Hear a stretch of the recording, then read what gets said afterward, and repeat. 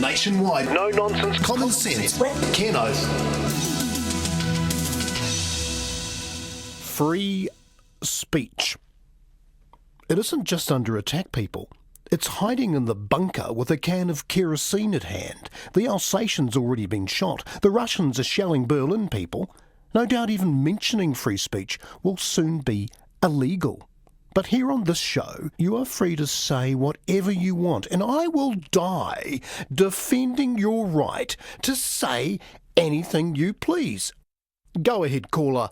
Alistair, is it? Yeah, are you there? Now listen, a mate of mine at the RSA reckons that the battalion will be forced to hand back the old cannon that we have out inside the herbaceous hedge there out the front by the flagpole. We have to hand it back because of the Christchurch carry-on. I mean, bad enough they made them shoot the Crusaders' horses, but this is gaga, mate. Oh, that's terrible, Al, but I do believe the horses are alive and well. Well, maybe they are for now, but did you know, Ken, they made Jason Gunn change his name because it has the word gun in it. I mean, did you know that? Hang on, are you sure? What have they changed it to? Well, Marcus Lush or something. I don't know. I don't watch TV too. I mean, have you ever... Well, you make a very good point, Alistair. Now, I'll tell you what I believe. And another thing, I'm absolutely gutted the way we robbed at the World Cup, Ken. They stole something very special from us, Ken. Oh, you're talking about the cricket now? I'm talking about our national pride. I blame the bloody English Kiwi fella playing for the Poms. What's his name? Wokes or something? The redhead one with the Maori graffiti on his arms.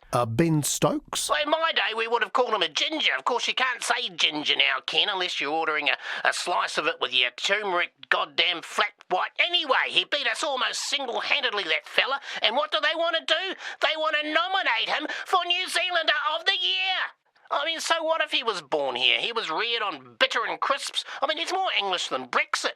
I mean, frankly, the location of your mother's fundamental aperture at the moment you choose to exit it, I mean, that should not play into it, especially if you've forsaken your country. I mean, in my day, a great New Zealander was someone who achieved something solid like climbing up a mountain for the first time and not being afraid to give a Sherpa a good clip round the ear on the way up. But Alistair, we don't have a new Sir Ed pop up every day.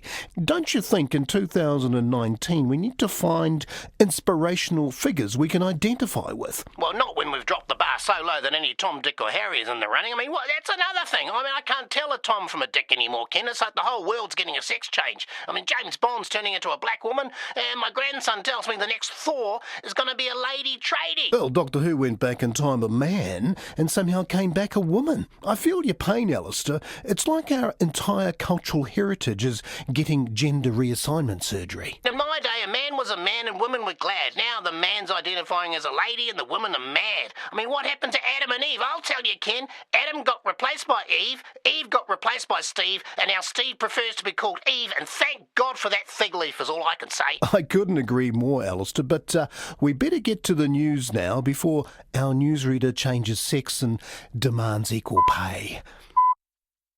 Felicity Contusion with NZR News. The government's gun buyback scheme is in disarray after it was revealed inattentive police have paid more than $200,000 for nothing more than air pistols, replica weapons and toy guns.